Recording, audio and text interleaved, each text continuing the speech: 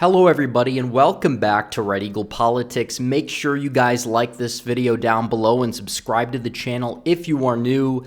So this is the beginning of the end for Joe Biden. He probably had his worst day of his entire presidency, and this kind of comes off of the fact that he technically did get acquitted in a way of the whole classified document scandal, but the reasoning for it and the whole report and what it contained possibly may doom his chances, not just in terms of the election, but now it seems like maybe the people that have said that Biden could be replaced before the election, maybe there's a grain of truth in it, because just watching his reaction, watching his press conference, and seeing how he's been acting lately, and we'll play some of the clips as well, there's just no way that they're going to put this guy out there and make him their nominee if you're watching it. Now, technically, they are going to run cover for him, and that we know, but still, even just judging from how all of the reporters were even asking questions at his press conference about how he should potentially step aside, I think they want to put pressure on him to do so. I don't know if it's going to happen, but nevertheless, this is huge because Biden technically in his cupcake investigation, remember, they gave him an investigation to say, hey, look at us, we're unbiased because we're giving Trump an investigation, and then we're going to give Biden this technical investigation, which would probably result in nothing, and it did, despite the fact that Joe Biden had a ridiculous amount of classified documents all over the place, in his offices, in a garage, in the middle of nowhere. And that's really the way it is. And they get on Trump's case, but they knew exactly where those documents were. They didn't know the Biden documents even existed. And apparently he willfully disclosed classified materials, they say, potentially to a ghostwriter, this, that, and the other thing. Folks, it's not looking good. It's not looking good at all for Joe Biden, even in the technical acquittal, because now it gives Trump the grounds to talk about a two-tiered criminal justice system even more so. But when you look into what the special counsel said, they basically said, it's okay, we're not going to make him stand trial because he's a well-meaning elderly man with a poor memory. Really? That's why you're acquitting him? You're giving him a pass because he has a poor memory, because he has cognitive decline, which basically confirms the same thing that we've been saying for 4 years, and the media will run cover for Biden. Well, now the special counsel, live by the special counsels, die by the special counsels.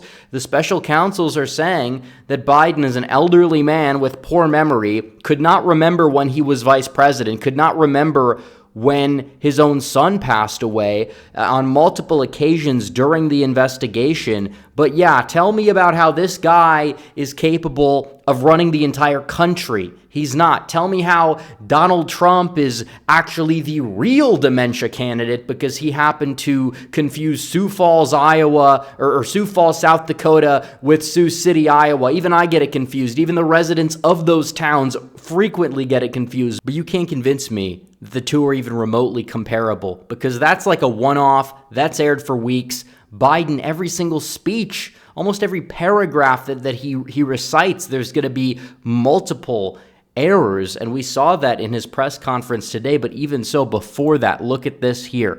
Biden was confused. He was talking about the colors of the election map, basically, between red states and, I guess, green states. When we pushed all these programs, I said I'm going to be a president for everybody, whether you live in a red state or a green state. Last time I checked, the Green Party has not won a state in the entire history of this country. So once again, Biden just going out there. Every single time that he opens up his mouth or gives a speech, there's several laughable, notable gaffes. We see that there. And also, Biden's new policy is to reinstate the ruling of the infamous case Roe v. Wade. Making Roe v. Wade the law of the land. Because it's funny, we hear about how Biden's one issue that he's going to cling on to is abortion, but he can't even properly recite the name of the case that was overturned back in 2022. But you look at this, it's a big mess. And the special counsel, even though they basically came to a ridiculous decision to say, well, we're not going to pursue charges, despite the fact that it is kind of egregious and in many ways is far more careless than whatever happened down in Mar-a-Lago, still the report kind of slipped that in there. And as a result, Biden is in a lot of trouble because of it, because now you can't run from it. Now it's front and center. A majority of Americans already believe that Biden has some sort of cognitive decline, and it's getting worse and worse and worse. And now you have more documents that are proving that that is the case. And Biden went up there and he gave a speech not too long ago, about an hour ago from when I'm recording this video. And I was just sitting there laughing the entire time I was watching it, because I'm like, there's absolutely no way that this is real. Like, why are they letting him do this to himself? And in a way, it's just self-sabotaging their entire election chances. It's not like they have 2 years. If they're going to replace Biden, they need to replace him right now, because you're only 8-9 months away from the 2024 election. Biden's struggling in the polls significantly, and now this whole bombshell report drops, and then he's going out there saying it's false, but he's confirming it in real time. And he's like, how dare they say that I didn't remember when my son passed away? But why would they lie about that? Why would they lie? Like, he's just saying, oh, they're lying. The Department of Justice is lying. Well, apparently they're not lying whenever they're, targeting Donald Trump. But when they're just saying facts about Biden, maybe they have a motivation to get Biden to be backed into a corner where he does step aside. I don't know. Maybe that was their angle by doing this, but still, he tries to refute the claims that he didn't remember when his son passed away by showing the rosary that his son got. And then watch this clip here. Paid to some language in the report about my recollection of events. There's even reference that I don't remember when my son died. How in the hell dare he raise that? Because that's not something that people usually lie about, because it probably happened and it's very on brand for you, Joe, but let's keep going. Frankly, when I was asked the question, I thought to myself, it wasn't any of their damn business. Let me tell you something. Some of you have commented, I wear, since the day he died, every single day, the rosary he got from Our Lady of...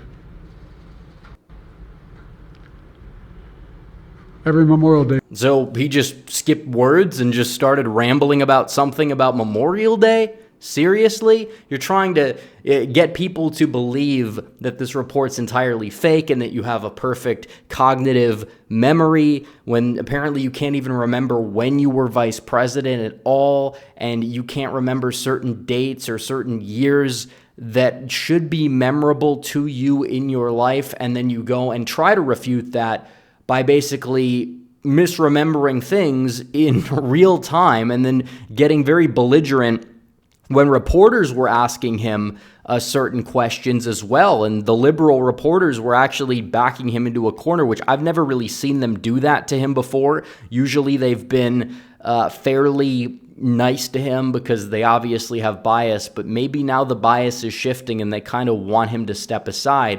Now, I don't know if the odds of him stepping aside are all that high, but I didn't think it was a real possibility until today. Now it seems like the possibility may be on the table, and I don't know when it would happen. I think that they would replace Biden with Harris because there's no realistic way they're going to get her out of the way. Even Gavin Newsom has said that he would not run, or he would not throw his hat in the ring because it would go directly to Harris. Obviously, people lie. Look at Nikki Haley. She said she wouldn't run against Trump, but she did. So either way, we'll see what happens on that front. But still, this is Biden's worst day. And he leaves. He does like one of those Roomba things where he like walks around, wanders off. And for some reason, he goes back to the podium. He goes off script and he rambles about the Middle East. And while he was doing that, he claimed that Mexico is on the border of Gaza. As you know, initially, the president of Mexico, Sisi, did not want to open up the gate to allow humanitarian material to get in. I talked to him. I convinced him to open the gate. I talked to Bibi to open the gate on the Israeli side.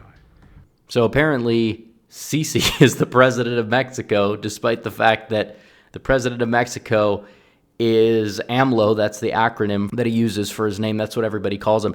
Biden's talking about al-Sisi, the president of Egypt. And, you know, doing this once every few weeks or whatever is one thing, because people do make mistakes. I don't know how the hell you confuse Egypt with Mexico. Maybe you confuse it for Libya, or you confuse it for another country in North Africa or the Middle East, whatever. But confusing Mexico and Egypt, the only thing that really would be in common with those two is, oh, they're kind of desert countries with pyramids or whatever. And Biden's not clearly thinking about that. That's not something people confuse that are, you know, cognitively well. And just going out there and having that gaffe, well, he's trying to dispel the notion that he's in cognitive decline, and he has like 5 or 6 gaffes in like the 10 to 15 minute span that he's talking. It's an utter disaster, and he's getting backed into a corner by reporters. He's acting belligerent. This is not good. I hope a lot of people see this. I hope this isn't something that's going to be completely swept under the rug. I don't believe it can be. I was watching the live stream on NBC News, actually, and they were covering it pretty fairly. And what that does tell me is that maybe they're trying to pressure Biden to step aside because they know that he can't win. But, I mean, I don't think that a lot of the other Democrats in the running would really be in a very good position to win either. And that we know, especially if it is Kamala Harris.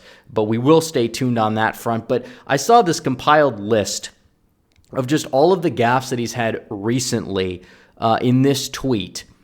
And today he said the red state, green state thing. Actually, Biden, you're a Democrat. You should know that your states are called blue states. Apparently, you don't know that. He's called Kamala the president quite a bit. He said he spoke to an Amtrak conductor that was retired and passed away by the time he claimed that he talked to him. He said there were 54 states. That one's actually pretty tame compared to the other ones. He said Putin invaded Russia. Yeah, that's completely not true. He said there were enough vaccines for 300 Americans, then tried to correct himself, immediately said it again. I think that was a while ago. He called out to a congresswoman who he thought was in attendance at an event that passed away.